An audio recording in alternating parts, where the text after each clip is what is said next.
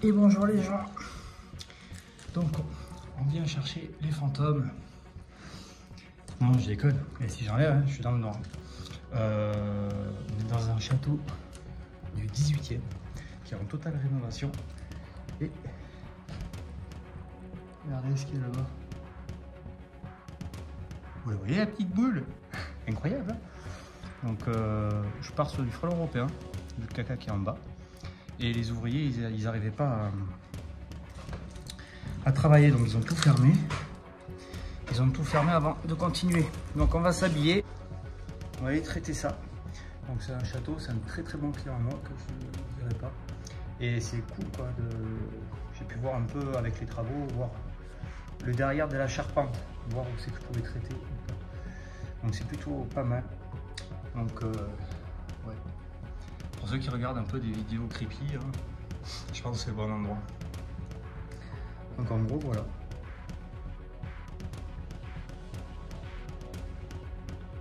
On va aller faire du bruit. Et je voulais vous dire merci beaucoup pour tous ces abonnés. En plus, on a plus de 500. Je crois qu'on est à 519. Donc merci beaucoup de me suivre. Surtout si vous avez des questions, des idées. Alan, j'ai envie de savoir telle chose ou telle chose. Est-ce que tu peux parler de tel sujet? Allez-y, il ne faut pas hésiter. Je suis là pour ça. En tout cas, merci beaucoup. Allez, je m'habille, on se revoit.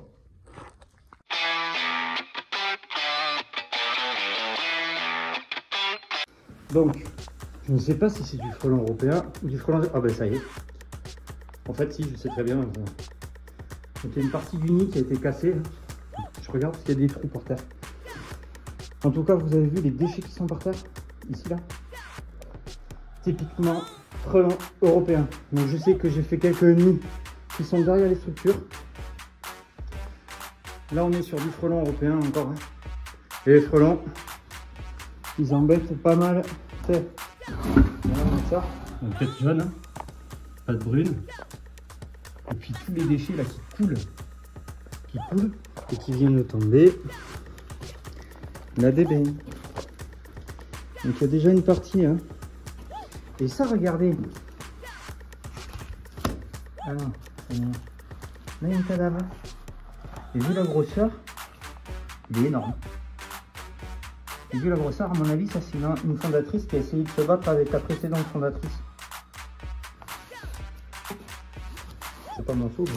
Et quand vous regardez, il y a vraiment une trace de nid, de vieux nid.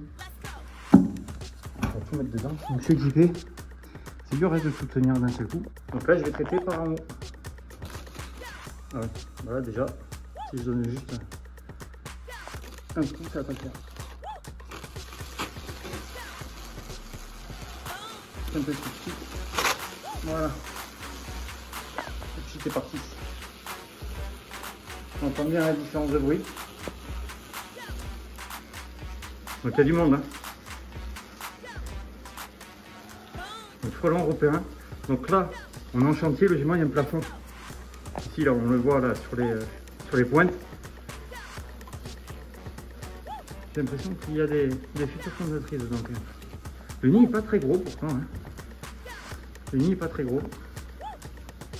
Ah, si je mettais la lumière. Je préfère fermer la porte. Vous voyez, ça tiré par la lumière.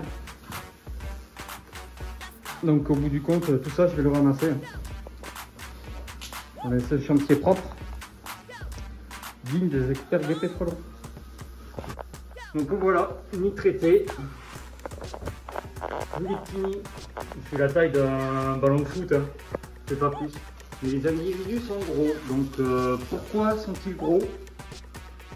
Parce qu'il y a de grosses alvéoles, ça on le sait. Pourquoi de suite des grosses alvéoles? Bah, je pense que c'est un nid qui n'avait pas de place pour se développer. Il est venu se développer plus loin, comme un nid secondaire, comme le frelon asiatique.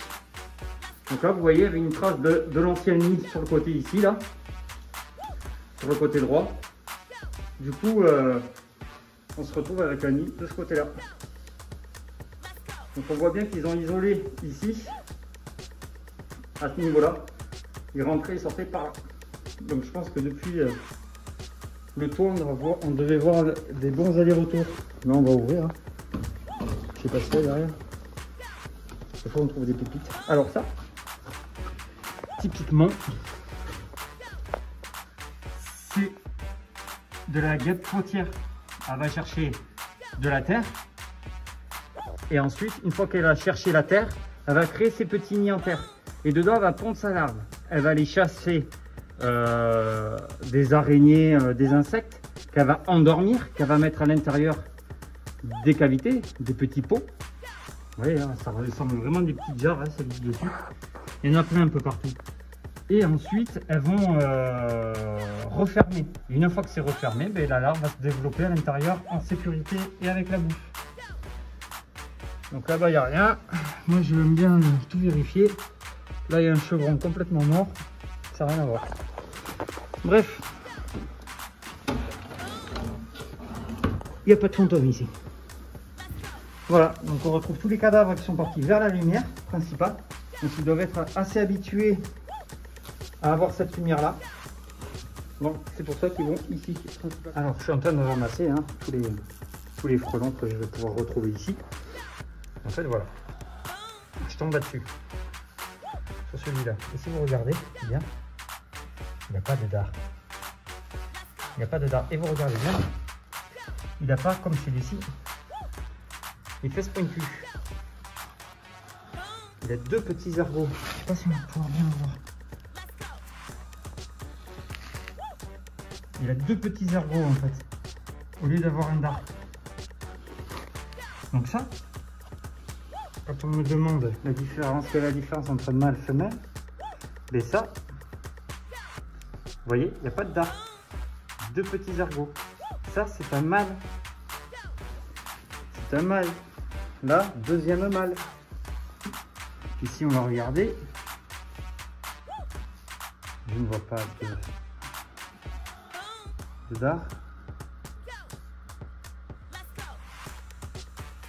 Il n'y a pas de dard. Il n'a que des deux ergots. C'est encore un mâle. Il y a beaucoup de mâles et beaucoup de femelles fondatrices. Aussi, vous en trouvez une. Bon, c'est compliqué.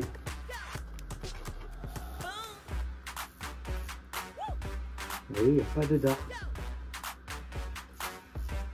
Là, le dard, c'est un nain le soir. Donc là, déjà, c'est un mâle. Donc, il n'a pas de dard. Là, il y a énormément de mâles.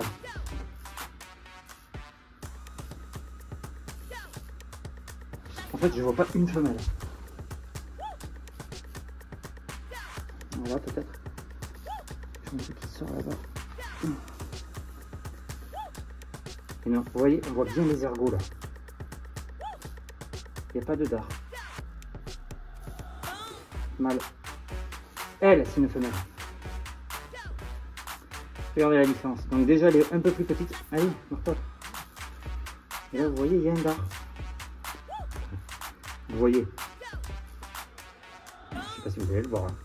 Elle a un dard. Donc ça, c'est une madame. Mais il y a beaucoup de mâles. Il y a énormément de mâles. Et ça, vous voyez, ça n'a pas de tête, c'est un cadavre, ça n'a pas de tête. Par contre, c'est vieux, hein, c'est pas d'aujourd'hui. Si on regarde, je n'arrive pas à voir. On avait les gants, je n'arrive pas à attraper. Regardez. Oh, c'est pas pareil. C'est un frelon asiatique. Ça, c'est un frelon asiatique. Un frelon asiatique, un ex-frelon asiatique, frelon européen. Je vais remettre les gants pour pouvoir tout ramasser. Mais c'est beaucoup de mâles. Il y a de plus en plus de mâles. Ce que j'en conclus, c'est qu'il va y avoir beaucoup de femelles. Dans les larves, il doit y avoir pas mal de femelles.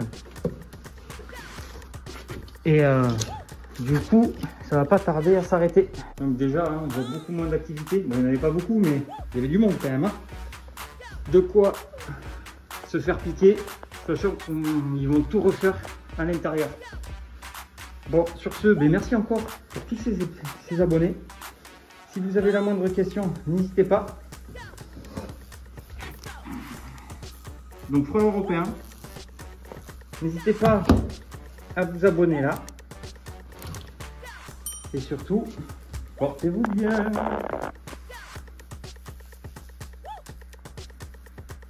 Il y a un paquet de cadavres. On va pouvoir voir les... les larves. Donc, je vais casser un peu le nid. Regardez les larves. On les voit bien bouger, les larves.